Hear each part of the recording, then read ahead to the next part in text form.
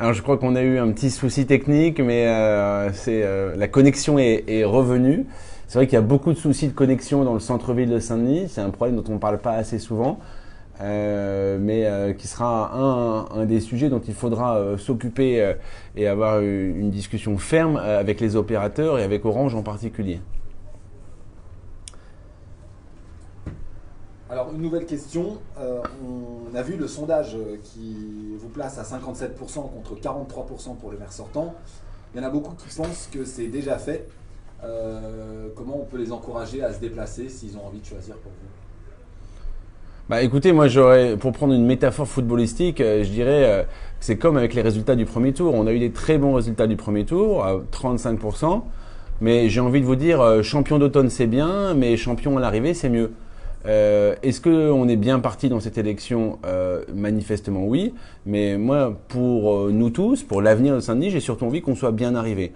Donc c'est maintenant entre les mains de chacun. Cette campagne elle se termine ce soir et maintenant que ce travail a été fait, qu'on a fait ce programme, qu'on a cette belle équipe que vous pouvez retrouver donc dans le programme et sur le site internet, maintenant c'est votre responsabilité, vous tous, citoyens, citoyennes de Saint-Denis, de choisir votre avenir. Merci Mathieu Hanotin. Donc on va poursuivre. On avait reçu donc une question de Michael. Certains habitants reprochent à l'équipe municipale actuelle la mise en place d'indemnités d'élus qui dépassent par moment la moyenne des villes voisines.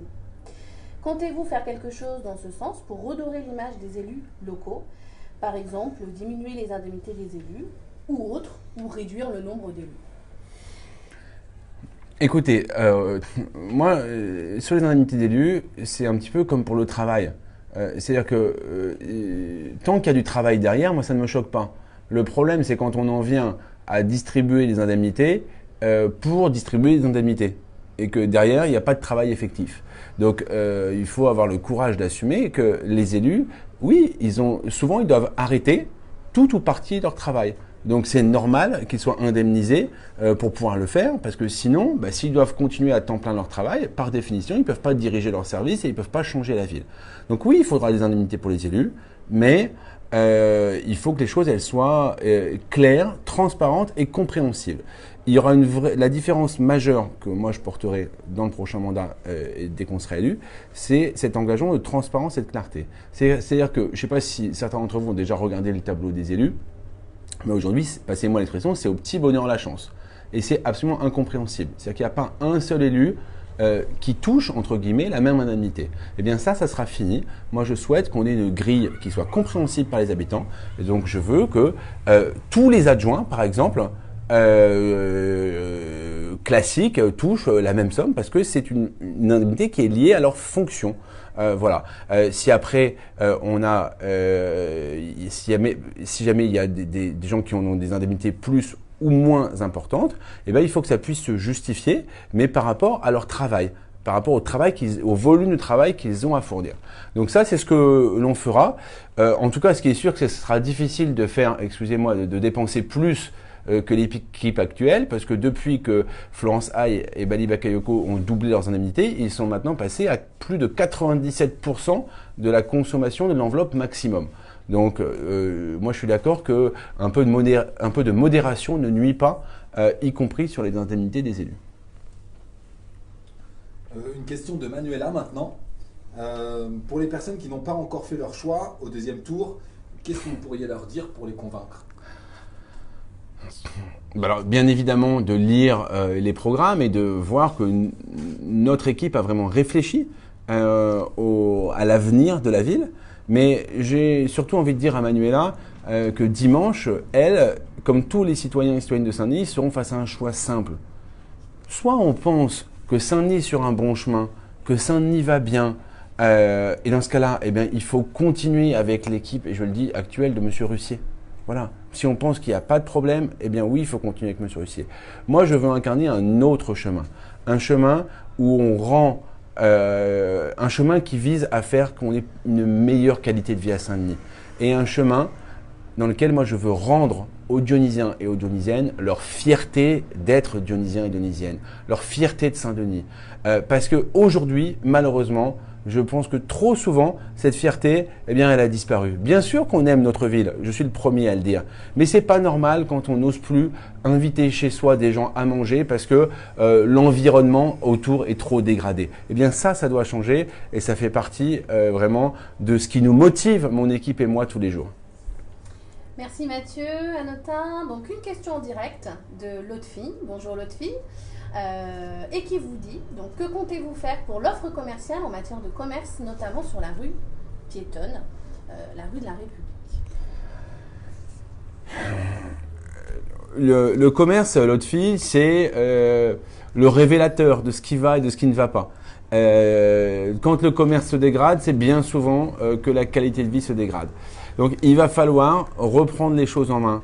Il y a des outils intéressants qui ont été créés, comme quoi tout n'a pas été non plus négatif. D'ailleurs, quand les élus d'opposition ont eu l'occasion de voter un certain nombre de délibérations, je pense par exemple à celle sur la foncière commerciale, qui est un outil intéressant pour reprendre main.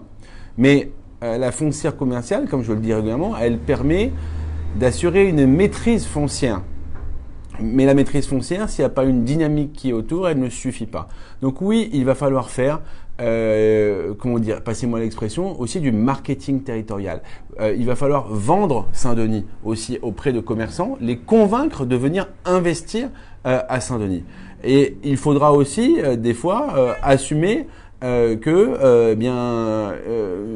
veut vraiment lutter contre les monoactivités ou contre les spécialisations ou contre certains commerces de mauvaise qualité. Donc ça, moi je m'y engage, ça fera partie ça sera un des révélateurs du fait que nous ayons réussi à reprendre les choses en main dans le centre-ville. On a énormément, d'idées pour y parvenir. Il n'y a pas une mesure magique, c'est de l'action quotidienne et ça demandera beaucoup de volonté pour aller convaincre en particulier des personnes d'investir. Ce que je veux juste dire, peut-être pour ajouter en complément, c'est que ce qui influe beaucoup sur le commerce, c'est aussi la question de l'environnement. Et effectivement, c'est très compliqué d'aller convaincre un commerçant d'investir rue de la République si vous ne lui garantissez pas que devant lui, par exemple, il n'y a plus de vente à la sauvette en permanence.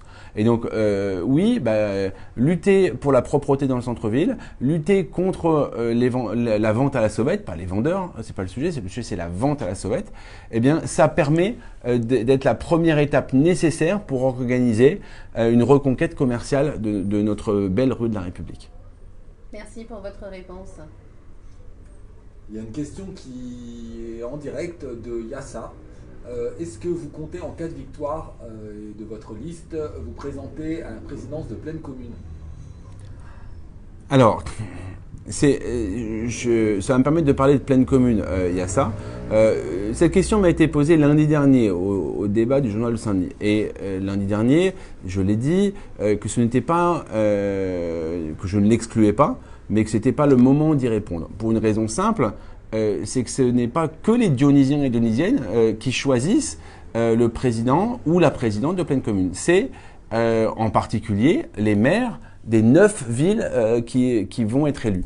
Et donc ce débat-là, y compris par respect pour l'ensemble des 9 villes de Plaine Commune, je dois l'avoir avec l'ensemble des 9 villes. Ce que je veux vous garantir par contre, Yassa, c'est que la ville de Saint-Denis saura, d'une manière ou d'une autre, reprendre le pouvoir à Plaine Commune. Parce qu'on a besoin de Plaine Commune pour que les choses changent en réalité. Et d'ailleurs, je vais même aller plus loin, je pense qu'il faudra, comme je l'ai dit, revoir le pacte de compétences. Parce qu'on a donné trop de compétences à Plaine Commune, ou en tout cas pas les bonnes.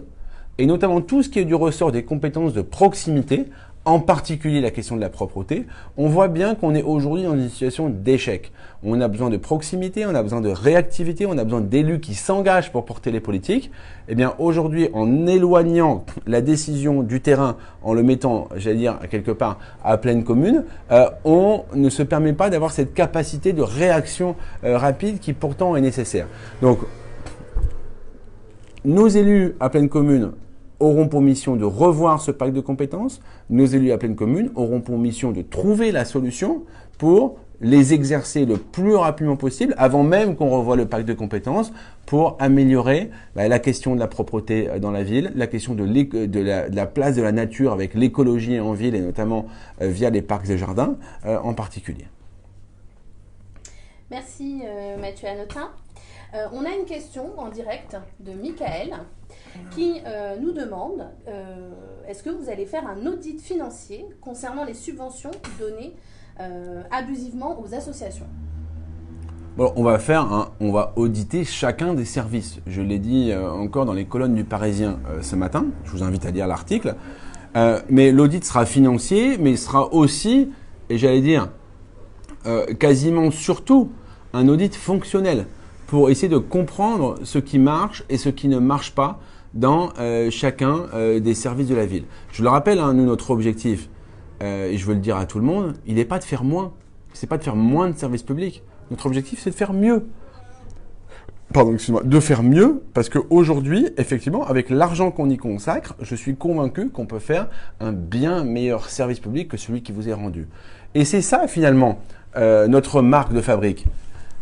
Oui, vous payez des impôts.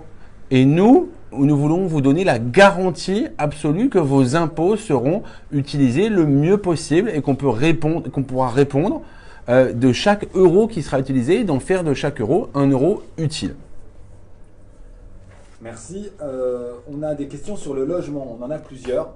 On a la question de Noureddine et la question de Marie. Nourdine demande... ah non, d'ailleurs, c'est pas du tout celui-là. C'est Aminata, pardon. Nourdine, ce sera juste après. Qu'allez-vous faire au niveau des attributions des logements? Et Marie, pour rejoindre la question, pour les habitations insalubres, avenue de la République, quels sont les projets? Alors oui, c'est deux questions qui sont quand même... je ne vais pas pouvoir répondre aux deux questions en même temps. Il y a un premier problème qui est évoqué par Aminata, je crois, sur la question des logements sociaux et de leur attribution. Saint-Denis est malheureusement un mauvais exemple en la matière.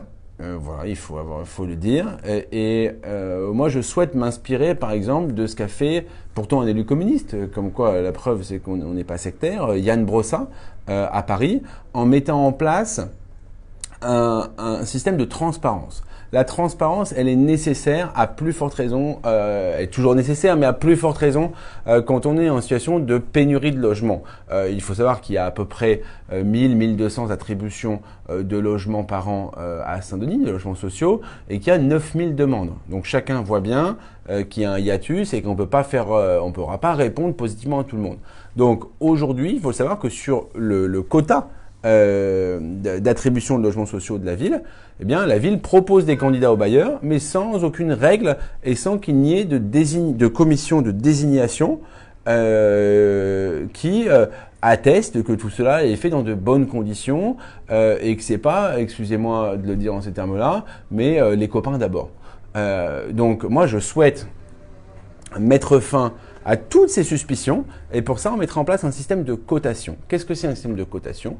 C'est qu'en fonction de la réalité de votre situation, on mettra en place toute une liste de critères, ça vous donnera un certain nombre de points. Et ces points, ils montreront finalement l'ordre de priorité de votre demande. Est-ce que vous avez votre demande depuis longtemps? Est-ce que vous avez des enfants? Est-ce que vous êtes, vous ou quelqu'un de votre famille, titulaire d'un handicap? Ce ne sont que quelques exemples, mais on peut imaginer qu'il y ait 25, 30 critères qui prennent en compte tous ces phénomènes-là pour vous attribuer un ordre de priorité. C'est ce qui a été testé et c'est ce qui se fait dans de nombreuses villes et ça se passe, croyez-moi, beaucoup mieux qu'à Saint-Denis aujourd'hui. Merci. Alors, il y avait une deuxième question, pardon, sur les logements insalubres rue de la République. Les logements insalubres ne sont pas que présents rue de la République. J'ai eu l'occasion très récemment, et d'ailleurs je veux leur apporter ici en direct un témoignage d'amitié, de visiter le 256 boulevard Wilson, où je sais qu'il y a eu beaucoup de vidéos qui ont été faites et qui en particulier ont été relayées sur le groupe Je vis à Saint-Denis. La situation du logement indigne, du logement insalubre à Saint-Denis, elle est proprement scandaleuse. Il faut arrêter de faire de la communication autour du logement indigne et il faut vraiment mener activement une guerre, parce qu'il n'y a pas d'autre mot, contre le logement indigne et contre ceux et celles qui en profitent. Je l'ai dit, je pense qu'aujourd'hui nous ne sommes pas au niveau. Pour mener cette guerre, eh bien, il faut des soldats, des officiers que nous n'avons pas aujourd'hui. Aujourd'hui, la réalité, c'est que dans les services de la ville de Saint-Denis, pour l'ensemble du problème du logement insalubre, mais aussi pour s'occuper du permis de louer, il y a 3 inspecteurs dans le service hygiène et santé, le SCHS, et ce qui est manifestement insuffisant. Les effectifs théoriques sont au nombre de 8. 8, ça serait déjà mieux, mais même 8, ça serait insuffisant. On a décidé que nous porterions ce nombre à 15 pour avoir vraiment des équipes qui sont en capacité de réagir et de réagir rapidement sur ce sujet. Ça sera valable rue de la République comme ailleurs. Merci Mathieu Hanotin. Donc on a Nourdine. Bonjour Nourdine, qui donc nous pose une question sur le sujet de la sécurité et qui demande quels sont vos plans d'action contre les vendeurs à la sauvette et les squatteurs, qui sont rue Gabriel Péry et République et autres, et notamment un point sur un sujet actuel sur l'armement de la police municipale. Alors, je vais répondre aux 2 questions de manière séparée parce qu'en fait, c'est pas la même réponse pour le coup. Sur la question des vendeurs à la sauvette, moi je l'ai dit, de toute façon, je l'ai dit tout à l'heure. Si on veut qu'il y ait une reprise commerciale dans le centre-ville, il faut arrêter la vente à la sauvette. Parce que c'est pas possible. Il faut aussi arrêter sur le parvis de la gare, etc., tout ce qui est du ressort de la vente à la sauvette alimentaire, évidemment. Et il faut encore plus arrêter toutes les vendeurs de cigarettes contrefaites, qui sont très, très, très toxiques pour la santé. Donc, plusieurs choses. Comment on fait? D'abord, moi, ce que j'ai pu constater, c'est un peu du b.a.-ba, mais place de la gare, par exemple, quand la police est présente, il n'y a pas de caddie brochette. Donc, il faut qu'on ait de la présence physique et régulière, pour ne pas dire permanente, sur un certain nombre d'endroits plus difficiles que les autres. Et donc oui, ça implique que nous recrutions des effectifs supplémentaires à la police municipale. Il faut quand même que les auditeurs sachent que la moyenne du nombre de policiers municipaux dans les villes de plus de 100 000 habitants, c'est grosso modo un policier ou une policière évidemment pour 1000 habitants. À Saint-Denis, on est loin du compte parce que même quand on est au plus fort du recrutement en intégrant les gardes de l'espace public, on est à une 60aine. Donc en fait, on a une proportion on a tout juste la moitié de ce qu'il faudrait que nous ayons pour être dans la moyenne, pas pour être au-delà. Donc moi, je propose que nous rejoignions le plus vite possible cette moyenne pour avoir une police qui puisse marcher la nuit et pour une police qui puisse tenir la pression face aux vendeurs à la sauvette. Parce qu'il y a une dimension de reconquête. Et donc, il faut qu'il y ait une présence des effectifs sur place. Et si on ne compte que sur les effectifs de police nationale, eh bien, on se soumet à un aléa qui se passerait ailleurs. C'est ce qu'on a connu de manière à plusieurs reprises à la gare, où les choses s'amélioraient parce qu'on avait des CRS qui étaient positionnés. Et puis, il suffit qu'il y ait une manif de gilets jaunes, de je ne sais quoi, n'importe où en France, pour que ces moyens-là disparaissent. Et derrière, les choses redérapent très, très rapidement. Donc voilà, donc il faut qu'on mette en place cela. Il faut aussi qu'on ait, je veux le dire à tout le monde, une nouvelle approche. Moi, je vous dis, si on est face à des affaires économiques, si il y a des vendeurs, c'est qu'il y a des acheteurs. Aujourd'hui, nous avons une loi qui permet de sanctionner les vendeurs, ça on l'avait déjà, mais il y a une loi qui permet aussi de sanctionner les acheteurs. Eh bien oui, moi je souhaite que demain, la police municipale, elle sanctionne aussi les acheteurs, parce que les acheteurs sont aussi responsables et ils font en sorte que ce commerce perdure. C'est particulièrement vrai pour les cigarettes, qui feront l'objet d'une attention particulière. Sur ce sujet, mais il faut que tout le monde comprenne que quand on achète sur la voie publique comme ça, on participe à la dégradation de la ville de Saint-Denis. Donc nous ne le tolérerons pas. Sur la question de l'armement, c'est un sujet différent. On créera en particulier une brigade de nuit qui aura vocation à patrouiller la nuit, qui pour moi doit être armée, je l'ai dit. Elle doit être armée, pourquoi ? Parce que la question à laquelle il faut répondre, c'est est-ce que ces policiers, ils peuvent demain, en patrouillant, se retrouver face à quelqu'un qui lui-même est armé ? Manifestement, oui. À Saint-Denis, il y a 2 semaines, on a connu un drame terrible à la cité Stalingrad, où un jeune de Saint-Denis s'est interposé au milieu d'une rixe, et au final, eh bien c'est le jeune qui s'est interposé, paix à son âme, qui s'est retrouvé malheureusement une victime innocente d'un tir pour lequel il n'y était pour rien au milieu. Cette situation-là, elle est intolérable. Oui, je ne dis pas que la police nationale, si j'avais été maire, aurait été là. Je n'ai pas ça serait. Mais ce que je veux dire, c'est que si on lui demande à la police nationale à la police municipale de patrouiller la nuit, est-ce qu'elle peut si jamais elle se retrouve confrontée à cette situation, oui, je veux qu'elle puisse intervenir. Je ne veux pas qu'elle soit bloquée parce que quelqu'un en face d'elle aurait une arme et pas elle. Merci. Maintenant, une question qui concerne les étudiants de Samy. Pourquoi à Saint-Denis, il n'y a pas d'aide pour les étudiants qui continuent leurs études dans le supérieur, sachant qu'on est une ville universitaire, et certaines régions financent par exemple la carte imaginaire aux jeunes de leur région ou accordent des bourses. Et Samy demande et s'inquiète qu'à Saint-Denis, on ne valorise pas assez les étudiants qui pourtant ont passé leur vie ici. Alors, il y a plusieurs choses dans la question, parce que notamment dans ce que dit Samy, il dit il y a des régions qui aident. Effectivement, je pense peut-être que la région Île-de-France pourrait plus aider ses étudiants que ce qu'elle ne le fait aujourd'hui. J'ai envie de dire à Samy que nous, il y a 2 choses sur la question des étudiants qui sont présentes dans notre programme et qu'on veut essayer de développer. D'abord, il y a la question de la vie étudiante. Saint-Denis, à l'université de Paris 8, je ne vais pas dire de bêtises, mais je crois qu'on est à 27 ou 28 000 étudiants. On a Villetaneuse qui est juste à côté. C'est-à-dire que sur le territoire, on a un potentiel de vie étudiante qu'on n'exploite pas. Pourquoi ce potentiel, moi, il m'apparaît important ? Parce que c'est aussi un potentiel économique. C'est un potentiel économique, donc potentiellement créateur d'emplois derrière. Donc ça, je pense que oui, on gagnerait, je reviens à ce que je disais tout à l'heure, en faisant du marketing territorial aussi, en s'adressant à ces jeunes-là, en leur montrant qu'on leur propose des choses sur notre territoire, eh bien, il y aurait potentiellement des opportunités économiques à saisir.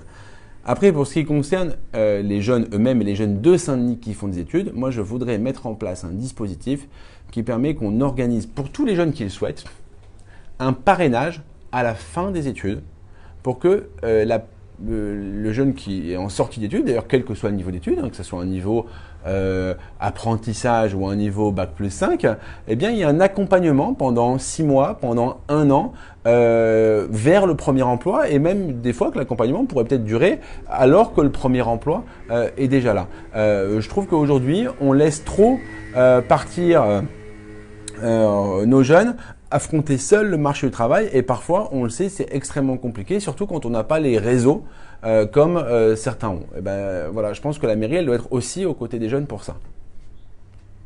Merci Mathieu Hanotin. Donc on a une question de Youn Jean qui nous dit bonjour Youn, qui nous dit bonjour Monsieur Hanotin, quelles mesures prendrez-vous pour les seniors en perte d'autonomie? Beaucoup se déplacent difficilement pour se soigner ou faire les courses. Alors, j'ai eu l'occasion de discuter ça pas plus tard qu'il y a quelques jours, notamment en discutant avec des personnes âgées qui étaient à la maison de retraite de Floréal. On veut repenser de toute façon la place de nos seniors dans la ville. On trouve qu'aujourd'hui, la ville n'est pas assez accueillante, en particulier pour les seniors. Alors je pense qu'il y a des choses qui amélioreront. Déjà quand on parle de sécurité, évidemment, les chiffres le montrent, les premières victimes de l'insécurité, ce sont les personnes âgées.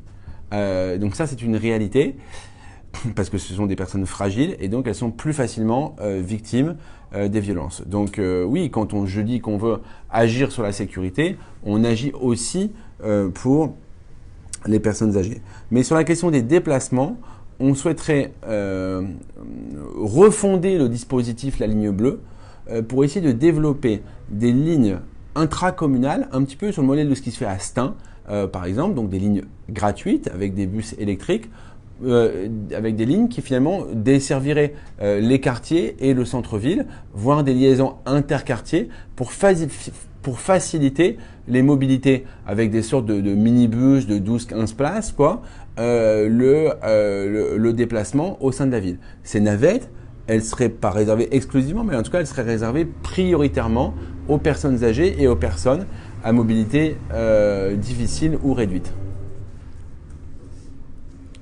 On va passer à une autre question.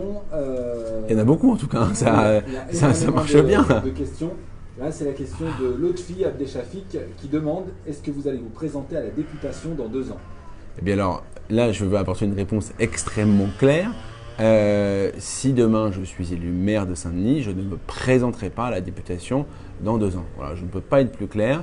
Mon ambition, j'allais vous dire, même quand j'étais député, mon ambition était de m'occuper des problèmes du quotidien de Saint-Denis. Je suis intimement convaincu que l'on peut faire 1000 fois mieux que ce qui se fait aujourd'hui, que l'on peut avoir un endroit qui devient vraiment attractif, qui est regardé comme un modèle, et c'est ça mon ambition, c'est ça que je veux pouvoir incarner. Je veux qu'on réussisse avec cette nouvelle équipe municipale à montrer que à travers Saint-Denis, que les banlieues peuvent être une chance pour la République plutôt que juste un synonyme de problème. Eh bien, si on réussit à faire ça, oui, on aura marqué un grand combat, on aura gagné un grand combat, et on aura gagné un grand combat pour la gauche, et ça sera en tout cas, nous, la pierre qu'on apportera à ce qui pourrait être une reconstruction de la gauche future.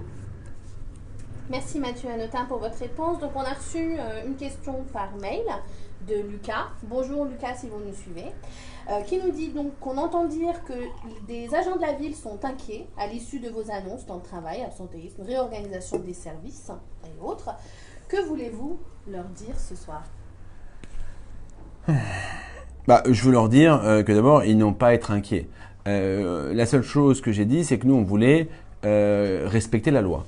Je l'ai dit d'ailleurs, on a bien vu au dernier débat dans le journal de Saint-Denis que M. Russier était très embêté sur cette histoire. Parce que M. Russier a essayé de faire une réforme, alors il a reculé face à la pression des syndicats il y a 2 ans de cela, mais qui n'était rien d'autre cette réforme que celle que je propose aujourd'hui, et que s'il ne le fait pas cette année, M. Russier de toute façon sera contraint de le faire parce que la loi impose que ça soit effectif en juin 2021. Donc en fait, la seule solution que nous propose M. Russier, c'est de dire, puisque moi je ne veux pas le faire, c'est de laisser le préfet le faire au mois de juin 2021, ce qui aurait l'inconvénient, je le dis pour les agents, de le faire de manière brutale et sans aucune contrepartie, négociation à réfléchir. Et moi je l'ai dit, si nous faisons, en demandant cet effort aux agents, si nous faisons des économies, je veux qu'une partie de ces économies soit aussi redistribuée aux agents, notamment par le biais de paiement des heures supplémentaires qui aujourd'hui sont effectuées et quasiment jamais payées. Donc ça sera une des discussions que nous aurons avec les agents. C'est pour la question du travail, mais je voudrais, vous savez, profiter de cette question. Alors, j'ai pas retenu le nom de la personne qui l'a posée. Lucas. Je voudrais profiter de cette question pour élargir un peu le propos. Parce que, vous savez, j'entends M. Russier dire beaucoup de contre-vérités. Et moi, ce que je vois quand je vous rencontre, alors pas vous forcément Lucas, mais quand je rencontre beaucoup d'agents, c'est que je sens beaucoup de souffrance dans le personnel municipal. Mais je sens qu'il y a une violence dans les rapports sociaux au sein de la ville qui est, à proprement parler, insupportable. Et ça, je veux m'y attaquer. Je ne veux plus que demain, dans mon administration, les personnels de Saint-Denis viennent travailler avec la boule au ventre. Voilà, ça doit être terminé. Et pour ça, la meilleure chose à faire, la meilleure chose qui protège tout le monde, c'est d'avoir des règles. D'avoir des règles claires, des règles compréhensibles, et que ces règles c'est peut-être être surprenant ce que je vais vous dire, mais que ces règles, elles s'appliquent à tout le monde de la même manière. Eh bien, c'est ça que l'on veut faire. On veut mettre fin aux injustices, mettre fin aux petites baronnies ici ou là, pour retrouver le sens du service public. Et je sais que la plupart des agents ne demandent que ça, ne demandent qu'à faire bien leur travail. Et à tout cela, je veux le dire, vous n'avez absolument rien à craindre, ni de moi, ni de mon équipe. Au contraire, je suis convaincu qu'ensemble, nous rendrons un meilleur service public et nous ferons du meilleur travail dans de meilleures conditions. Merci Mathieu Hanotin. On a reçu une question par mail de Lucille qui demande des propositions dans le domaine du tourisme en s'inquiétant qu'on ait une basilique et beaucoup de monuments et de choses d'intérêt général qui ne sont pas mis en avant. Qu'est-ce que vous pouvez lui répondre ? La réponse est un peu dans la question. C'est-à-dire oui, nos points forts ne sont pas assez mis en avant. C'est une évidence. On a plus que des points forts. Enfin, la basilique, ça devrait être quelque chose d'exceptionnel. Mais il y a, encore une fois, on a des choses qui sont liées. C'est que pourquoi est-ce qu'aujourd'hui la basilique est peu visitée ? Parce que, là j'entends par le tourisme de masse, les tours opérateurs, etc. Parce que Saint-Denis a mauvaise réputation. J'ai eu l'occasion de discuter avec des tours opérateurs qui viennent quand même à Saint-Denis pour un certain nombre d'entre eux. Et dans le bus, qu'est-ce qu'on dit ? On est à Saint-Denis, faites attention, vos appareils photo, vos portefeuilles. Donc, on vous drop, mais surtout, dès que vous êtes sorti, vous revenez très vite au bus. Donc, en plus, le peu de touristes qu'on a, ils ne profitent même pas, ils ne rayonnent même pas sur la ville. Parce qu'on ne se donne pas les moyens, effectivement, de la sécurité, on ne se donne pas les moyens de les accueillir positivement. Donc, on a réfléchi sur la question du tourisme, au-delà de ces questions de sécurité, en disant voilà quels seraient les outils que l'on peut créer demain pour rendre la ville plus attractive, plus facile à appréhender pour les touristes. Et notamment, on veut notamment développer une vraie application qui met en avant tous les points positifs de la ville, tout ce qui pourrait intéresser les différentes catégories de touristes. Et que cette application, elle serait évidemment gratuite et elle serait dynamique avec une vocation à évoluer. Mais vous savez, je pense que le tourisme, c'est ça, c'est nos monuments, donc aussi derrière toute l'économie qui peut aller derrière. Mais je pense qu'on doit aussi réfléchir les choses différemment. On va arriver là dans une situation où on va accueillir notamment au Stade de France et à Pleyel les Jeux Olympiques. Je suis convaincu qu'il faut aussi qu'on se positionne comme étant en capacité de développer sur le territoire, d'être finalement un des premiers pôles hôteliers de tout le nord de Paris. Pourquoi je vous dis ça ? Parce que évidemment, si on fait ça, on a là une activité qui est très fortement génératrice d'emplois. Qui dit hôtel, on parle à peu près d'un demi-emploi par chambre dans le secteur de l'hôtellerie. Donc vous voyez, quand on construit un hôtel de 300 chambres, c'est 100-150 emplois qui sont créés directement. Et là, c'est pas des emplois qu'on déplace. C'est pas comme quand on fait venir un siège social comme SFR ou un autre qui vient avec ses emplois, et c'est normal, je ne leur reproche pas. Là, on parle de création d'activités, donc de création d'emplois. Donc oui, je veux aussi qu'on réfléchisse le tourisme demain et après-demain sur cet angle-là, en se disant qu'on a une opportunité extraordinaire avec les JO. Et si on fait venir, grâce aux JO, des touristes, eh bien notre objectif, ce sera de les faire revenir après. Mais donc pour ça, il faut avoir les capacités d'accueil. Merci Mathieu pour la réponse. Donc une question en direct. Merci pour votre intérêt. Nous recevons beaucoup de questions. Une question de Chloé. Bonjour Chloé, qui nous parle d'un sujet primordial, la propreté. Et qui demande qu'est-ce que vous comptez faire pour le maintien de la propreté dans les parcs et espaces publics.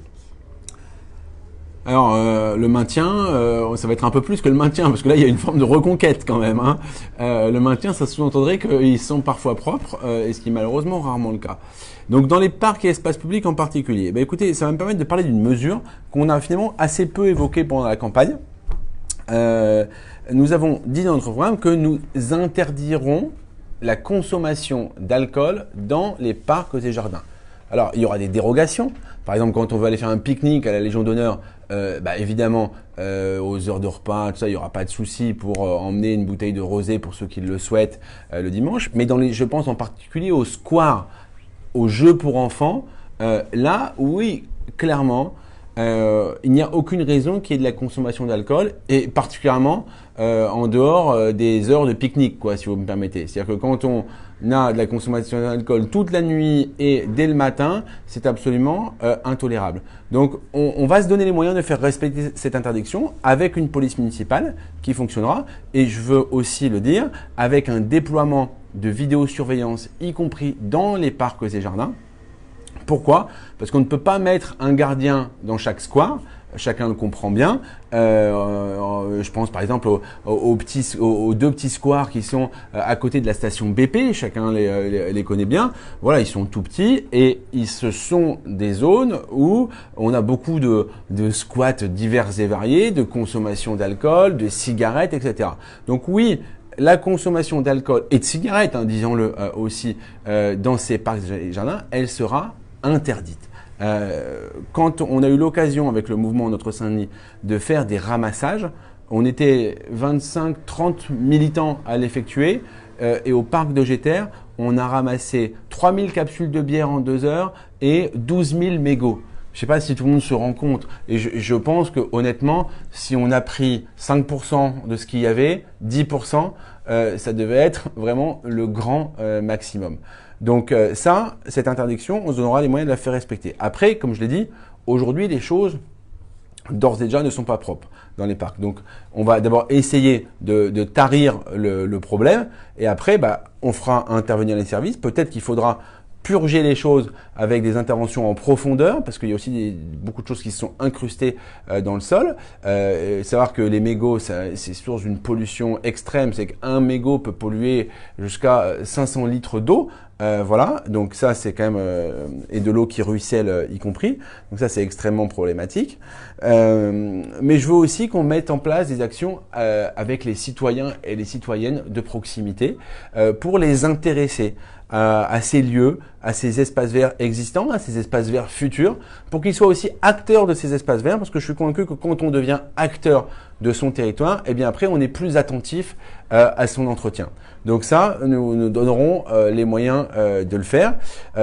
Mon ami et collègue président sur ma liste, Corentin Dupré, est très actif sur toutes ces questions de propreté. Il a mené la bataille pendant 6 ans au conseil municipal et je sais qu'il sera extrêmement attentif à toutes ces questions-là demain. Merci Mathieu Hanotin. Donc on va revenir simplement sur justement les fake news. On n'a pas dû très bien nous entendre suite aux problématiques. J'imagine qu'il y a des gens qui sont connectés après, donc on peut peut-être répéter. C'est ça, absolument. Donc on a une personne qui nous a du coup envoyé par mail une petite question et qui nous dit qu'elle a entendu parler que vous vouliez monter les loyers et détruire les HLM pour virer les plus pauvres. Et donc, est-ce que c'est vrai? Ça rejoint justement une autre rumeur. Et donc, Samira qui nous explique: franchement, ma fille de 16 ans n'a aucune envie de mettre les pieds dans une antenne jeunesse.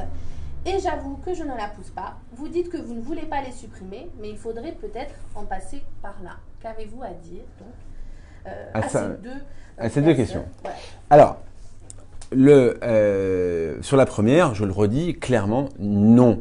Voilà, non, nous n'allons pas augmenter les loyers. Alors j'ai entendu plein de versions. J'ai entendu de 120 €, de 150 €, de 20%. Donc non, ça, nous n'allons pas le faire. Et d'ailleurs, je veux dire que c'est quand même, excusez-moi du terme, c'est un peu gonflé de la part de Monsieur Russier de nous faire ce procès-là, cette attaque-là, sachant que lui-même, dans le précédent mandat, a augmenté les loyers. Et les locataires de PCH savent bien de quoi je parle. Le seul élu qui a voté contre l'augmentation des loyers dans le précédent mandat, c'est Adrien Delacroix, qui était le représentant des élus d'opposition à Pleine Commune Habitat. On parle des loyers, mais ce serait intéressant aussi, Monsieur Russier, de parler des charges. Parce que les charges, elles ont aussi bondi durant le dernier mandat. Pourquoi est-ce que les charges ont bondi? Parce que on consacre tout notre argent à la construction de nouveaux logements sociaux et on ne met pas assez d'argent sur la rénovation des équipements. Et donc, voilà, des équipements qui deviennent vétustes, des logements qui deviennent vétustes, c'est des logements qui coûtent de plus en plus cher en charge pour les habitants. Donc, pour ces raisons-là, je veux le dire, en tout cas, nous, les choses, elles sont claires. Il n'y aura pas les augmentations qui sont évoquées. Après, je veux être sans démagogie aucune, vous dire que oui, peut-être qu'au cours du mandat, il y aura des augmentations, mais par exemple pour suivre l'inflation ou des augmentations de cette nature-là, ou quand elles sont justifiées, si jamais c'est le cas, mais ça ne sera pas des augmentations générales partout et tout le monde. Il va toujours y avoir une raison pour augmenter. Donc ça, c'est de la fake news pure, claire et nette. Alors, donc vous ne voulez pas virer les pauvres. Et donc on ne veut évidemment pas virer les pauvres. Alors ça, c'est l'autre partie de la question. J'y avais déjà répondu tout à l'heure. Il n'y aura pas la destruction de 15% des logements sociaux, contrairement à ce que, encore une fois, ce qui est expliqué. C'est sur les nouvelles opérations que nous allons construire. Nous allons changer effectivement la proportion de logements construits. Il y aura encore des logements sociaux. Bien sûr, je l'ai dit, parce qu'il y en aura plus à la fin de mon mandat qu'au début, mais on veut aussi pouvoir construire de l'accession sociale à la propriété, du logement intermédiaire, etc., etc. Parce qu'on pense qu'effectivement, il doit y avoir une place pour tout le monde à Saint-Denis, pour les personnes qui sont en situation de précarité, mais aussi pour les classes moyennes et aussi, disons-le, pour des personnes plus aisées, parce que c'est comme ça que ça marche quand ça marche bien. Et accessoirement, la solidarité, pour moi, ça a toujours été de demander un effort à ceux qui gagnent bien leur vie ou qui gagnent beaucoup pour donner à ceux qui ont moins. C'est pas taper dans la poche des pauvres pour donner à ceux qui n'ont rien du tout.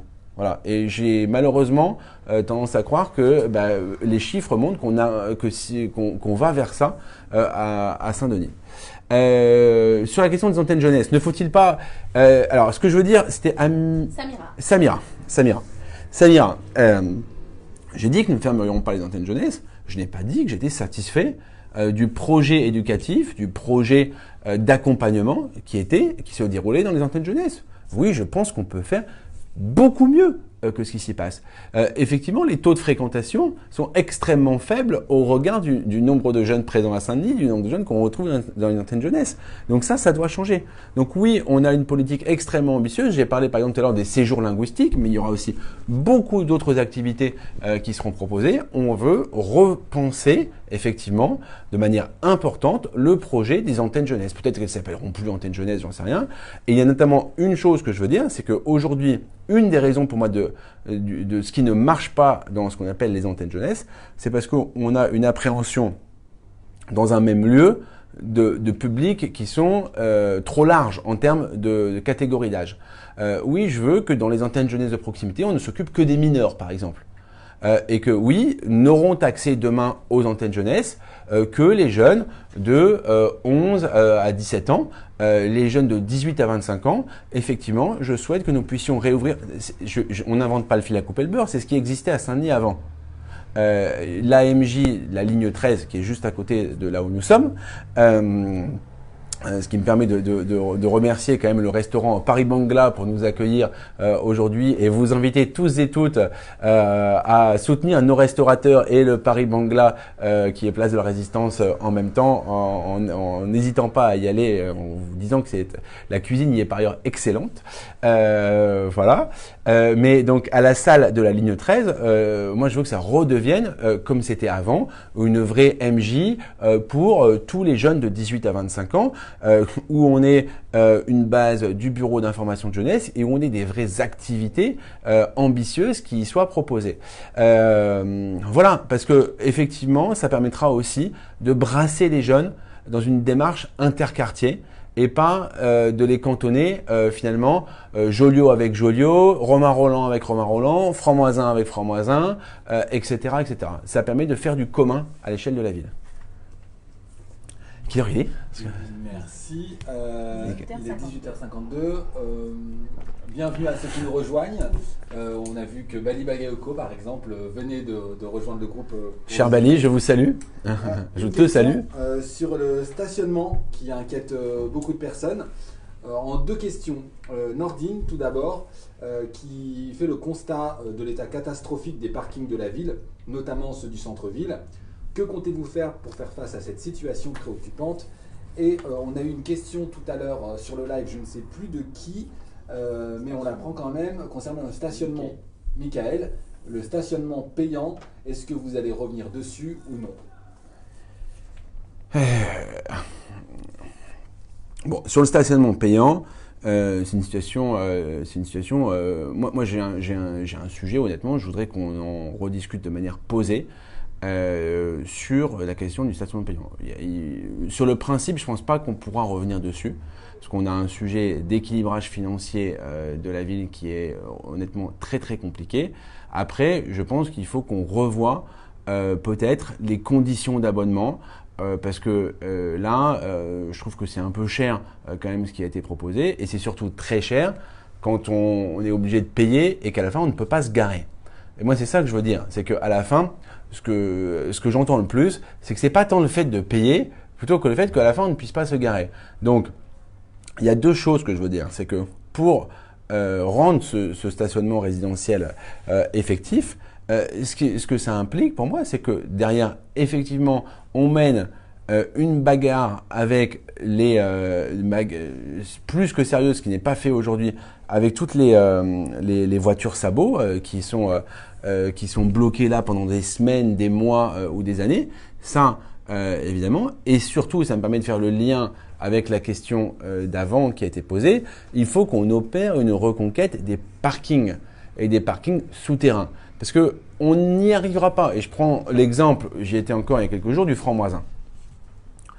Je n'en veux même pas aux gens de se garer de manière anarchique, parce que en fait, le quartier est conçu de telle manière que que ce n'est pas possible que ça marche si on n'a pas le parking souterrain. Donc oui, au franc-moisin particulièrement, il faut mener une opération de reconquête du parking, parce que c'est pas normal qu'on vous dise vous pouvez aller au parking, mais vous allez vous faire casser votre voiture. Ou qui n'est pas sécurisé, etc., etc. Donc, à l'occasion de la rénovation urbaine des francs-moisins, il faut mettre au cœur de cette rénovation urbaine la question des parkings, parce que tant qu'on n'aura pas réglé ça, on ne retrouvera pas de la qualité de vie à l'extérieur, parce qu'on aura toujours cette présence des voitures qui n'est pas positive, mais aujourd'hui, il n'y a pas le choix. Merci. C'est valable à Playel aussi, hein, un de nos colistiers d'ailleurs, je veux le saluer, Daniel Dalin, a fait une très belle vidéo à Playel, particulièrement à Playel. Effectivement, on a instauré le stationnement résidentiel payant et aujourd'hui, bien les gens payent pour se garer et ils ne peuvent pas se garer. Et donc ils sont obligés de poser leur voiture un peu où ils peuvent, voilà. Alors que en dessous de Playel, on a un parking de 400 places qui est fermé depuis plus de 10 ans. Voilà. Donc là, ça fera partie de nos objectifs. Et si vous me permettez, puisqu'on parle parking, d'élargir un peu le propos, parce qu'il y a des parkings résidentiels comme cela, mais enfin, on ne peut pas parler de parking sans parler de la situation dramatique, catastrophique des parkings que nous avons délégués en gestion de service public à des opérateurs privés, les parkings Indigo de la ville, en particulier celui que tout le monde connaît, celui de la Basilique, mais aussi celui de République ou celui de la Gare. Et de Port de Paris, enfin qui est plus récent, mais qui sont dans un état mais catastrophique. Aujourd'hui, dans le cadre d'une délégation de service public, d'ailleurs, comme quoi les communistes pratiquent régulièrement des délégations de service public. Ils oublient souvent de le dire. Ils l'ont fait pour la piscine, où c'est quand même eux qui ont privatisé les choses. Je le rappelle, quand on nous accuse, nous, de vouloir tout privatiser, ça me fait quand même doucement sourire. Mais cette délégation de service public, je ne comprends pas qu'elle ne soit pas contrôlée plus que ça. On donne 1 million d'euros par an à pleine commune donne 1 million d'euros par an à Indigo pour gérer ces parkings-là qui sont sur le territoire. Et non seulement on leur donne 1 million d'euros par an, mais regardez ce qu'on a en échange en termes de qualité de service. C'est proprement innommable et scandaleux. Et donc ça fera partie, je l'ai déjà dit, et je me suis déjà adressé en direct aux responsables de Indigo, ce n'est plus tolérable. Donc moi je les convoquerai, les responsables d'Indigo, et nous trouverons ensemble les solutions, soit nous casserons les contrats, parce que je suis à peu près convaincu que dans les contrats de concession, passez-moi l'expression, il n'y a pas l'option pipi. Hein, voilà, donc ça doit changer. Merci Mathieu Hanotin. Donc on va revenir sur le projet de l'ANRU au Franc-Moisin. On a donc connecté qui vous dit donc bonjour et qui vous demande bonjour le projet ANRU 2 sur le Franc-Moisin, qui reprendra le relais, qui seront donc les nouveaux interlocuteurs auprès du collectif des habitants du Franc-Moisin mobilisés, et à partir de quand le travail avec les habitants poursuivra son cours. Eh bien, si vous nous faites confiance, déjà, ça ne sera plus M. Proult ni M. Russier. Ça c'est sûr, parce que ils ne seront plus de fait élus, donc ça ne sera plus leur responsabilité. Moi, je désignerai, si vous me faites confiance dimanche, dans la semaine, je deviendrai maire le 4 juillet, formellement, parce qu'il y a un conseil d'installation, et à l'occasion de ce conseil d'installation, ce sera aussi le moment où j'installerai mon équipe, mes adjoints au maire. Moi, je souhaite qu'il y ait un adjoint qui s'occupe, y compris de manière spécifique, de cette question du suivi des projets NPNRU. Ou en rue 2, peu importe comment on les appelle.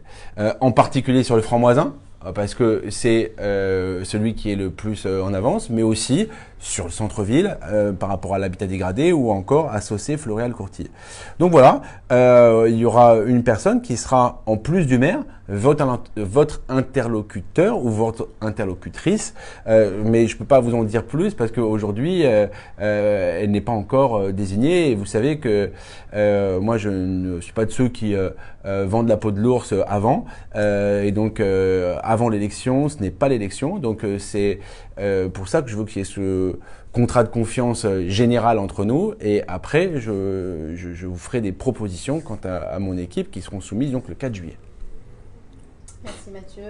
Plusieurs questions qui se rejoignent. Alors, on a une question d'Élodie qui concerne le plan d'action pour renforcer les dispositifs de sécurité le long des berges du canal, où plusieurs victimes d'agressions sont recensées ces derniers mois. On peut même dire que c'est presque quotidien. Ça s'est empiré ces dernières semaines.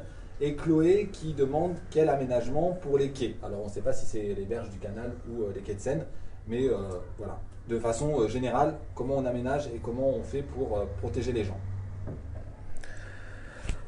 Alors, je vais répondre sur le canal, sur la partie sécurité.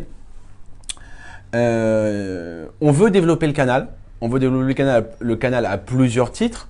D'abord comme un axe majeur de connexion avec Paris via le vélo. Et on sait qu'il faut qu'on ait un développement de la pratique cycliste pour des raisons écologiques, pour tout simplement qu'on puisse respirer dans le futur à Saint-Denis comme dans toute la région parisienne. On veut aussi développer le canal en termes de qualité de vie et de plaisir urbain. Vous savez que par exemple le canal a été ciblé comme étant la street art avenue pour les JO, les Jeux Olympiques. Et donc oui, demain, on parlait de tourisme tout à l'heure, je veux qu'on vienne du monde entier visiter le canal de Saint-Denis. Mais évidemment, la mise en sécurité du canal dans cette double condition, elle est prioritaire. Donc comment on va faire ? D'abord, il y a quand même des choses positives qui ont été faites. Et moi, je veux là-dessus saluer l'action de la police municipale. D'ailleurs, j'aurais bien aimé que le maire le fasse lui-même. Je suis du mal à comprendre pourquoi il ne félicite pas sa police municipale quand elle agit bien. Parce qu'il faut savoir qu'il y avait une bande il y a quelques mois de cela qui sévissait. On a vu des agressions extrêmement répétées, graves et dramatiques. Et c'est la police municipale qui a permis d'arrêter cette bande. Alors, je veux que ça continue comme ça. Je veux quand je vous dis je veux qu'il y ait demain une police qui fasse de la sécurisation urbaine, eh bien, c'est typiquement sur ce genre de choses. Évidemment qu'elle devra travailler en collaboration avec la police nationale. Mais je veux qu'elle participe à ça et que quand elle le fait, aujourd'hui j'ai l'impression que M. Russier cherche plutôt à le cacher qu'à autre chose parce qu'il préférait qu'elle ne le fasse pas finalement, ce qui est quand même extrêmement inquiétant. Alors, ce qu'il faut voir, et là ça me permet de d'élargir le propos pour la sécurisation du canal, oui il faudra plus de police, mais il faudra aussi, et c'est à l'évidence extrêmement utile, de la vidéosurveillance. Et de la vidéosurveillance qui est surveillée. Parce que c'est quand même un peu le principe. Aujourd'hui, je me permets de le redire et je m'adresse à vous, chers auditeurs, chères auditrices, il y a 88 caméras dans la ville de Saint-Denis et ces 88 caméras, il n'y a pas de ce qu'on appelle de CSU, de centre de supervision urbaine, qui permet de supervision urbaine, qui permet de contrôler en direct. C'est-à-dire un opérateur avec un joystick qui est derrière les caméras et qui peut aider les forces de l'ordre. On le voit bien là sur le canal. Si on avait 10, 15, 20 caméras sur le canal, ça aiderait à l'évidence quand il y a une agression pour retrouver l'agresseur. Mais ça aiderait aussi quand il y a une intervention de la police en direct pour lui dire, il est parti à gauche, il est parti à droite.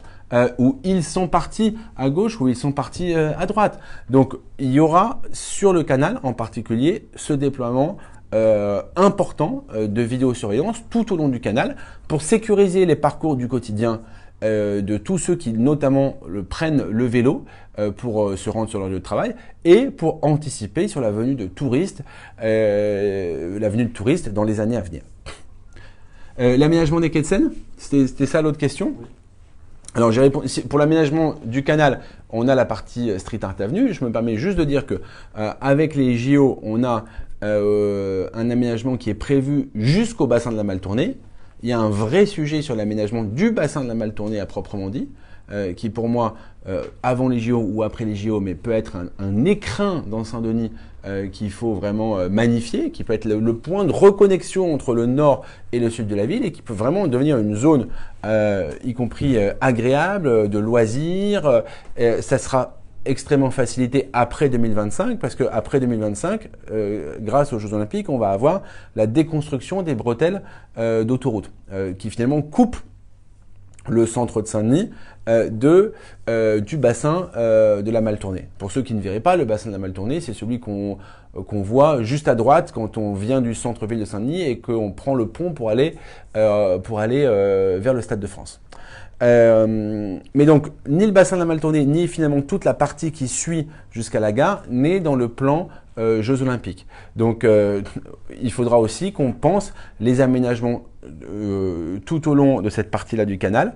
Voilà, il n'y ait pas question qu'on fasse que la partie sud et qu'on oublie la partie nord.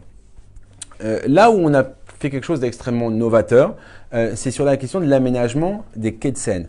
Saint-Denis a toujours tourné le dos à la Seine et la Seine n'a jamais été une centralité. C'était l'endroit où finalement on mettait les usines dont on ne voulait pas, les usines d'équarrissage et on se souvient encore du combat de la belle et grande association Saint-Denis Environnement contre la Saria au milieu des années 90.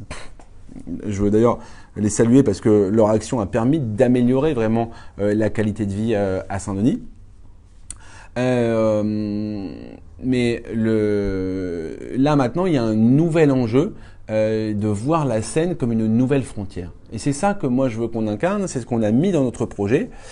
L'aménagement des quais de Seine va être réalisé dans le cadre du dossier olympique sur Pleyel, au niveau de la Cité du Cinéma. Mais je n'imagine pas que finalement on ait le droit à l'aménagement que autour du village olympique. Je souhaite que nous lancions un grand plan qui vise à l'aménagement peut-être en 10 ans de l'ensemble du quai de Seine à la fois réduisant les voiries urbaines, et notamment la RD1 qui est tout le long de ce quai de Seine, et qu'on développe peut-être une promenade qui viendrait supplanter la Seine, peut-être des aménagements à construire, je ne suis pas un spécialiste, mais en tout cas, que l'on puisse faire de cette zone une vraie zone d'intérêt, où on puisse venir se promener, où on puisse venir profiter. Et alors, dans ce mandat, nous souhaitons mener à bien un projet que vous retrouverez encore une fois dans le programme, mais il y a une petite vidéo qui est assez bien faite, qui a été faite par mon ami Antoine Mocrane, qui est colistier et qui habite le quartier Confluence.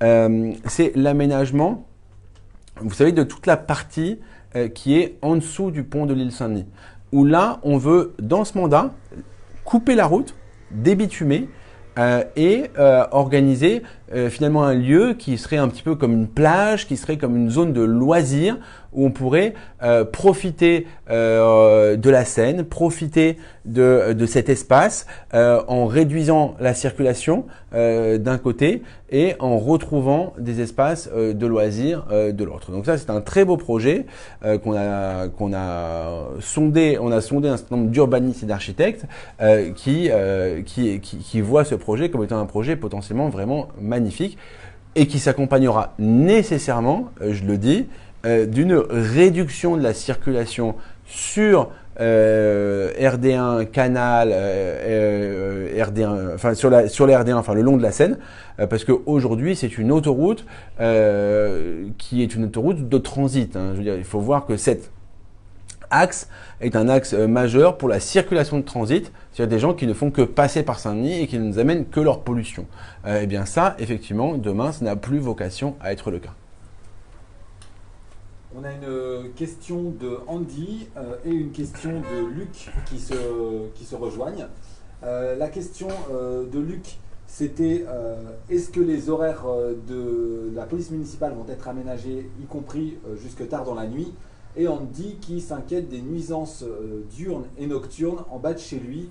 Il y a constamment des personnes fortement alcoolisées qui font du bruit, se battent de midi à 2-3 heures du matin en disant que la police ne fait strictement rien. Comment changer les choses et comment faire en sorte de répondre à cette attente?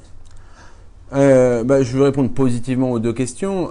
Moi, nous avons pris l'engagement dans le programme d'élargir les horaires de la police municipale, donc il faut recruter pour ça, et de les caler au moins dans un premier temps sur les horaires des transports.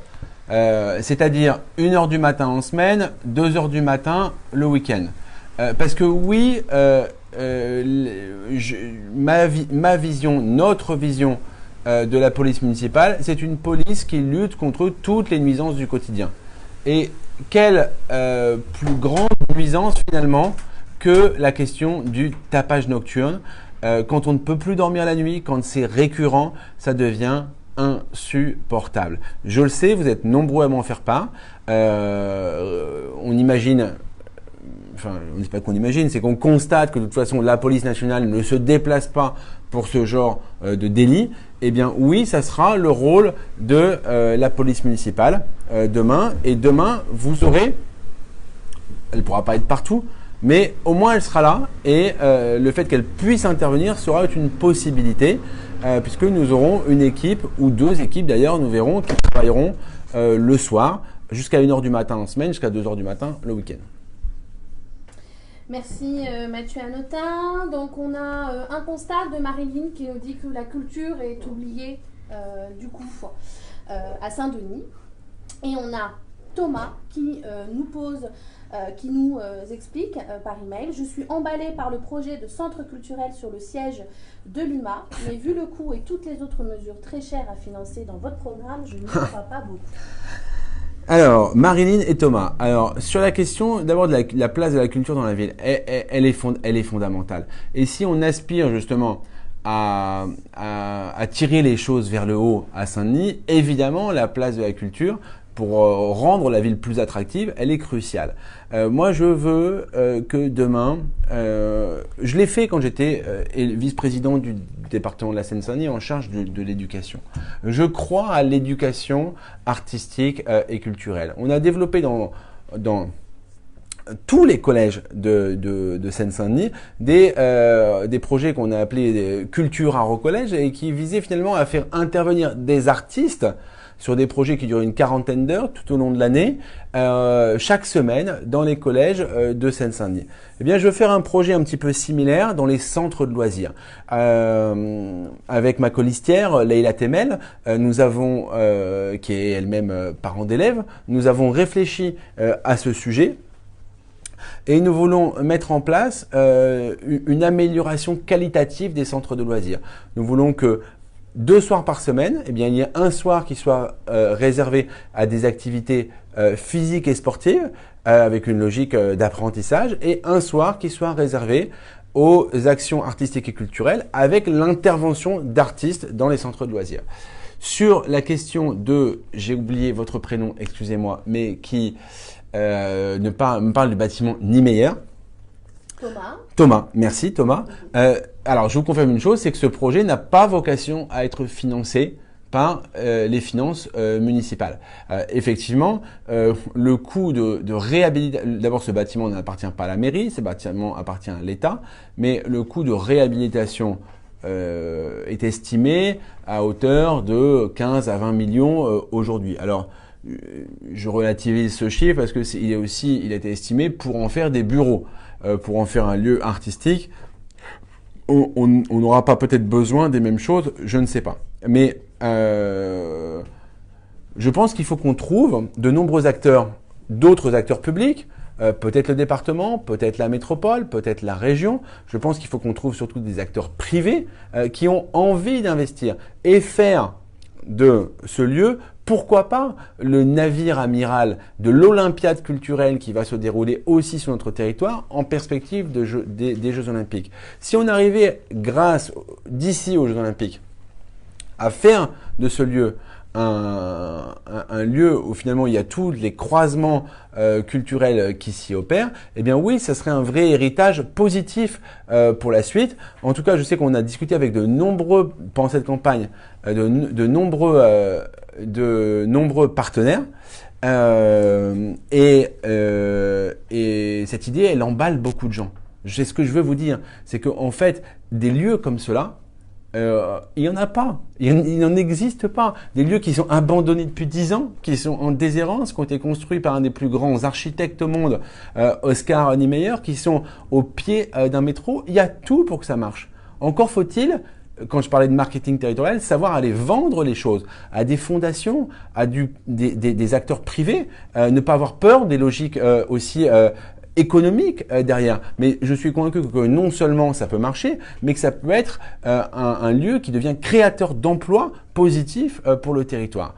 Donc on a beaucoup d'ambition là-dessus et je vous donne en tout cas une garantie, c'est que ça ne coûtera pas, ou en tout cas pas de manière majeure, aux finances publiques de la commune. Merci. Une question de Romain qui s'inquiète de la dégradation de la maison Coignet qui se trouve rue Charles Michel, derrière la gare. Il dit que la maison est en pleine déshérence, en désuétude. Et qu'allez-vous faire pour essayer de la sauver? Parce que visiblement, elle menace de s'effondrer. Mais je veux dire à Romain que je vous remercie d'abord de sa question, parce que du coup, on parle pas mal de culture, mais on voit là que on est un des éléments du patrimoine de la ville, du patrimoine d'ailleurs plus que de la ville, parce que c'est la première maison en béton qui a été construite. Et c'est pas nouveau qu'elle se dégrade. Je veux dire, c'est le constat que je fais malheureusement, c'est celui aussi de l'inaction année après année de l'équipe en place pour sauver les différents éléments de patrimoine de la ville. De la même manière qu'il y a eu une inaction sur Niemeyer pour trouver des solutions.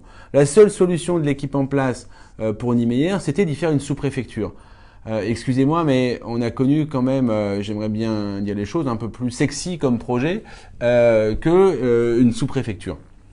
Donc, oui, il faut ouvrir l'esprit. Et de la même manière que ce que je disais pour Niemeyer, il faut qu'on trouve les voies et les moyens. Là, pour le coup, on est plus, je le pense, dans une dimension patrimoniale, avec le ministère de la Culture, en particulier, les moyens de sauver déjà de préserver dans un premier temps la maison Coignet. Après, il faudra réfléchir dans un quartier qui va être dans un quartier en pleine mutation, le quartier de Confluence Sud, et bien voilà, de réfléchir au-delà de la préservation de quel projet pourrait faire du sens là-dessus. On a pas mal d'idées dans mon équipe, mais c'est vrai que c'est pas un projet qui est mûr à ce stade, et donc on est surtout partant, Romain, pour y réfléchir avec vous après avoir organisé la préservation, parce qu'une fois que ça se sera écoulé, ça sera trop tard.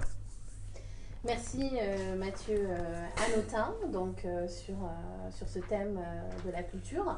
On va poursuivre avec une question qu'on a reçue de Barbara par mail, qui nous explique ce qu'on a souvent entendu. Après la faute de l'État, on a aussi entendu beaucoup ces derniers temps la faute du département. Qu'avez-vous à répondre à vos détracteurs qui vous font des reproches sur le bilan en tant que vice-président du département? Et je vais simplement poursuivre sur un autre point qu'on a reçu. Est-ce que vous avez donc des nouvelles de la plainte pour diffamation contre vous, déposée par le maire sortant Laurent Russier, au sujet des scandales de drogue et cache d'armes dans les locaux municipaux? Bon, sur la partie, c'est la faute au département. Concernant Monsieur Russier, c'est forcément toujours la faute de quelqu'un d'autre, hein, de toute façon. Ça, on l'a bien compris. En particulier, le plus grand gag, c'est pas le département, c'est quand c'est la faute à pleine commune. Bon, moi, je veux vous donner cette garantie que oui, nous serons là demain pour, y compris être exigés que Saint-Denis soit traité comme il se doit, pour obtenir des moyens supplémentaires, y compris du département. Et vous connaissez les uns les autres mon partenariat avec le président du département Stéphane Troussel, qui devrait à l'évidence faciliter les relations entre la ville demain et le département. Mais le côté c'est toujours la faute des autres, ça c'est vrai que c'est pas dans notre ADN. Et en particulier quand il s'agit de pleine commune, parce que disons-le, c'est Saint-Denis qui dirige pleine commune. Donc, c'est trop facile de s'abriter derrière les autres. Ou alors, si c'est vraiment la faute de pleine commune, eh bien, il faut faire ce que je dis, c'est qu'il faut changer pleine commune. Et il faut changer ce qui ne marche pas à pleine commune. Il ne faut pas se contenter de dire c'est la faute, et puis de regarder les trains passer, et au bout de 6 ans, c'est la même chose. Parce que ce discours-là, je me souviens très bien, il y a 6 ans, c'était exactement le même. Et il ne s'est rien passé en termes de réforme des difficultés de pleine commune durant ce mandat. Sur mon bilan au département, écoutez, je ne sais plus le prénom, c'était qui? Alors, sur le bilan au département, c'était Barrois. Barrois. Ah bah, écoutez, moi je suis très fier de mon bilan au département. Honnêtement, je n'ai, je pense, pas à en rougir. Que ce soit sur le nombre de collèges construits à Saint-Denis depuis 2008, Doramar, Myriam Makeba très récemment, que ce soit sur les collèges qui ont été reconstruits ou rénovés, Jean Lursa il y a plus longtemps, les espaces sportifs que l'on a pu faire au collège excusez-moi, Iqbal Massi, les espaces extérieurs. Donc vraiment sur cette partie éducation, je pense que le département a plus qu'été au niveau. Il y a toujours à faire, hein, évidemment, ce n'est jamais suffisant. Sur la partie sportive,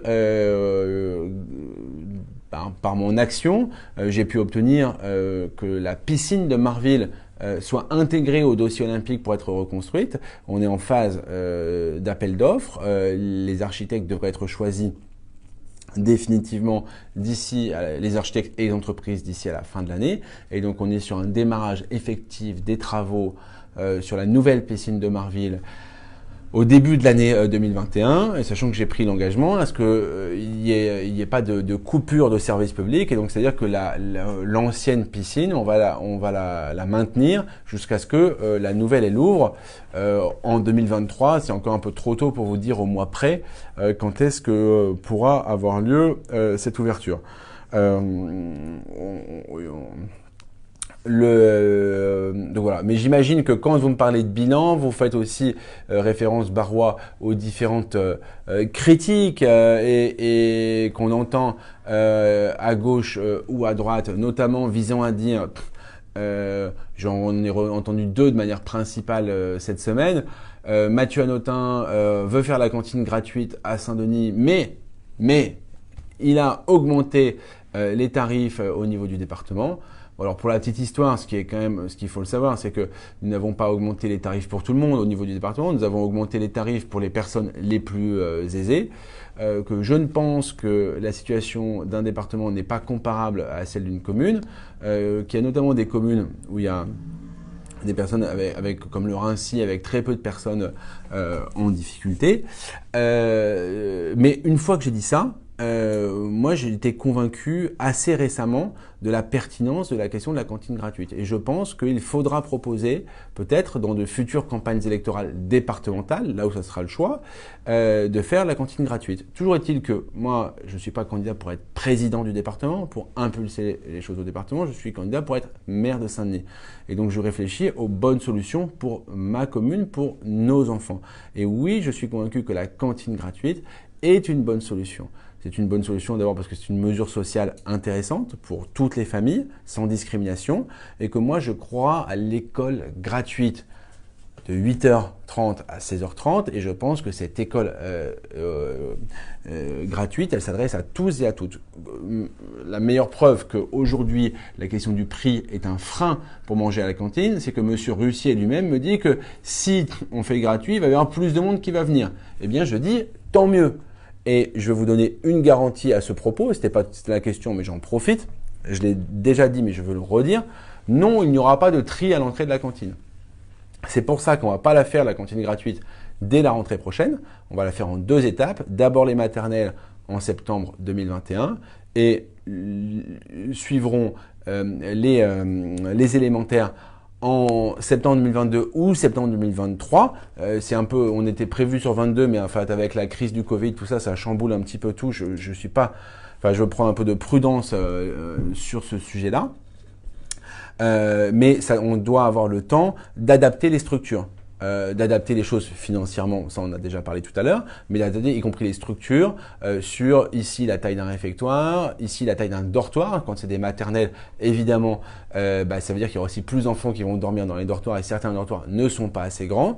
Voilà, c'est toutes ces choses-là qu'il faut qu'on revoie et on a y compris les conditions de production où aujourd'hui, moi je le dis, tout produire dans une seule cuisine centrale, ce n'est pas raisonnable. En tout cas, ce n'est pas raisonnable pour avoir des repas de bonne qualité. On parlait de mon bilan quand j'étais au département. Bien oui, quand j'étais en département, j'ai réinternalisé l'ensemble des cuisines de production.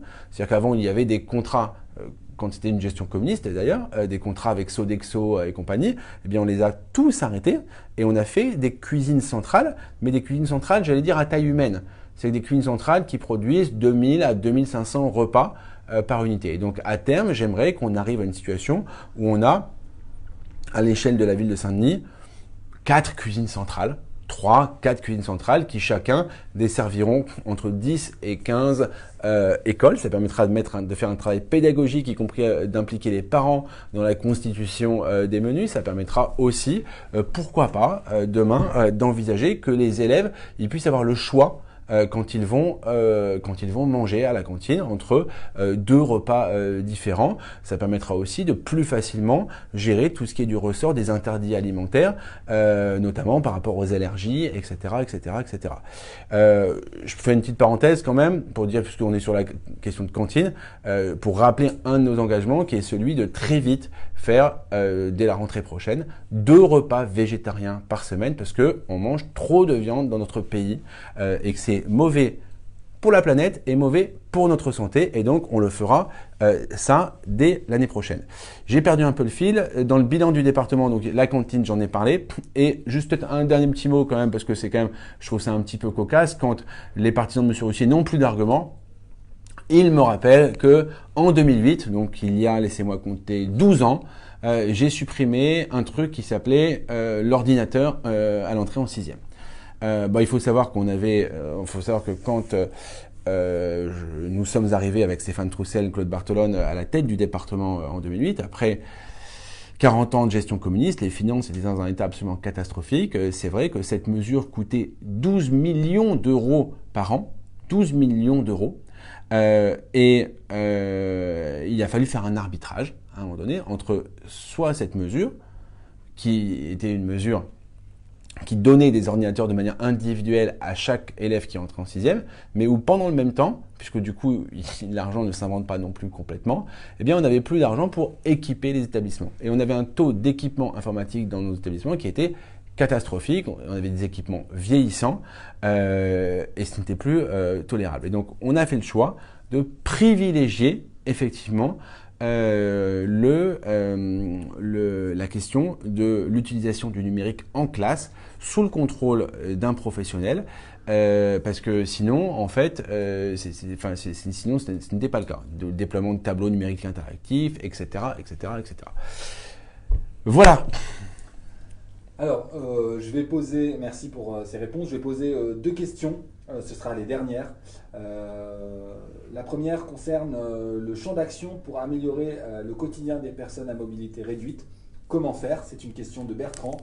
Et une autre question de Tango Charlie. Si NSD est élu, allez-vous négocier avec la maison d'éducation de la Légion d'honneur pour ouvrir un accès permanent au parc depuis le quartier Basilique et la station du tram cimetière? Première question, c'est la question de la mobilité de l'accessibilité, pardon, de l'accessibilité. On le voit à Saint-Denis, excusez-moi de le dire en ces termes-là, mais malheureusement, on est très loin d'être dans les premiers de la classe sur cette question de l'accessibilité. Dans ma liste, il y a 2 personnes que je veux citer. Je vous invite encore une fois, à consulter la liste qui se trouve à la dernière page de notre programme. Et donc il y a Arbia Aichikun qui est 32e, qui sera élu si vous nous faites confiance. Et le dernier de la liste, on a voulu envoyer un symbole avec mon ami Mohamed Winas, qui sont tous les deux porteurs d'un handicap. Arbia, elle est porteuse d'un handicap physique. Mohamed, il est porteuse d'un handicap visuel. pardon, ce qui est un handicap physique aussi. Tous les deux, ils nous ont beaucoup apporté pour nous raconter leur quotidien, leur raconter, y compris leur galère du quotidien en général et à Saint-Denis en particulier. Et donc oui, je veux qu'avec les personnes qui sont titulaires du handicap, que l'on mette en place un plan qui soit partagé et où on essaie d'établir certaines priorités, certaines urgences pour agir, mais je veux que nous nous engagions sur cette question de l'accessibilité. Il y a plein de choses à faire, certaines vont coûter beaucoup d'argent, et il y a plein de choses qui sont aussi des petites choses. Et moi, je l'ai expérimenté pour ceux qui ont l'occasion de venir à ma permanence. Combien de magasins ont des rampes d'accès pour accéder en fauteuil roulant? Eh bien, trop peu, manifestement. Et ben là, on peut très bien imaginer, y compris des chantiers d'insertion là-dessus pour construire ces rampes, pour les construire à Saint-Denis avec des Dionysiens et des Dionysiennes, pour travailler avec eux, en partenariat, pourquoi pas, avec le département, pour créer des compétences autour de chantiers sur la question de l'accessibilité. En tout cas, c'est un projet que l'on veut construire. Et la deuxième question, c'était… le Jardin de la Légion d'honneur. Le Jardin de la Légion d'honneur. C'est bien de finir par ça. Je pense qu'il est temps. Je pense qu'il est temps de mener cette discussion, d'avoir cette discussion avec la maison d'éducation de la Légion d'honneur. Alors moi, je veux le faire dans le cadre de beaucoup de respect, parce que je ne pense pas que c'est en criant sur les gens qu'on obtient des choses d'eux, mais d'essayer de voir les conditions d'un partenariat en tout cas beaucoup plus favorable que ce qu'il n'est aujourd'hui.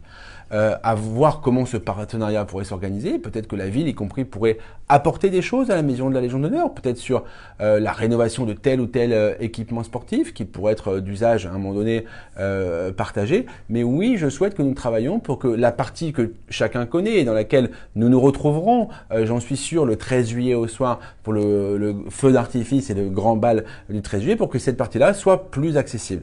Si je pouvais choisir, je la ferais en sorte qu'elle soit accessible de manière permanente et que la partie finalement la plus proche de la basilique, elle pourrait rester comme parc de la Légion d'honneur.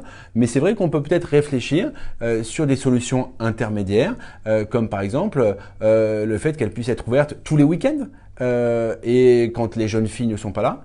Ou quand les jeunes filles sont moins là, peut-être qu'il y aurait des séparations quand même à réfléchir. En tout cas, je pense qu'il est le temps maintenant. Le parc que l'on connaît a été ouvert au public dans les années 80. Nous sommes 40 ans après. Eh bien, je pense que cela mérite que nous ayons une réflexion commune, partagée. Et je suis convaincu que avec les autorités de la maison d'éducation de la Légion d'honneur et avec les autorités de l'État, si l'on entre dans une logique de partenariat positif, on pourra en tout cas améliorer les choses sur ce sujet. Merci, on va vous laisser le mot de la fin dans un instant. Merci à toutes les personnes qui ont posé des questions. Désolé pour les questions auxquelles on n'a pas pu répondre, vous étiez extrêmement nombreux. Merci aussi aux trolls qui se sont présentés, il n'y en avait pas trop mais ils étaient là. Et Mathieu Hanotin, on va vous laisser le mot de la fin. Mesdames et messieurs, la campagne se termine. Je suis heureux de la terminer avec vous, chers concitoyens, chères concitoyennes. Vous êtes maintenant confrontés à un choix qui est pour moi d'une clarté totale, qui est un choix limpide à faire. Je vous l'ai dit tout à l'heure, c'est votre responsabilité maintenant de dire ce que vous souhaitez pour notre ville, pour notre avenir commun. Est-ce que nous poursuivons sur le chemin sur lequel nous sommes engagés depuis plusieurs années, plusieurs décennies, diront certains, et qui nous a menés là où en est la ville de Saint-Denis aujourd'hui? Ou est-ce que nous souhaitons écrire une nouvelle page de notre histoire? Une nouvelle page dans laquelle nous voulons réunifier Saint-Denis, dans laquelle nous voulons réunifier tous les quartiers de Saint-Denis, dans laquelle nous ne voulons pas opposer les uns aux autres, nous ne voulons pas opposer les riches aux pauvres, les habitants du logement social aux propriétaires, où nous pourrons tous ensemble montrer que nous faisons le choix du chemin du progrès. Mon objectif, notre objectif, il est extrêmement simple. Il est qu'à la fin du mandat, votre qualité de vie se soit améliorée. C'est là-dessus que je veux m'engager. Il y a plein de défis, mais sur celui-là, je veux m'engager. Oui, nous souhaitons que votre qualité de vie s'améliore. C'est cela qui sera au cœur de l'ensemble des actions du prochain mandat si vous nous faites confiance dimanche prochain.